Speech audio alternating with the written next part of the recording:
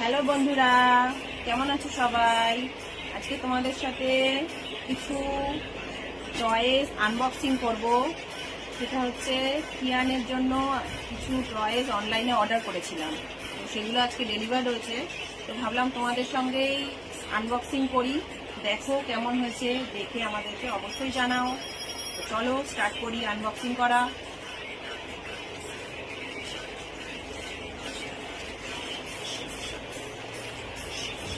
এই যে দেখো, পাশে বসে আছে এক্সাইটমেন্ট নিয়ে, কি কি এনেছে মা আমার জন্য। তোমরাও দেখো। প্যাকেটের ভেতর বক্স,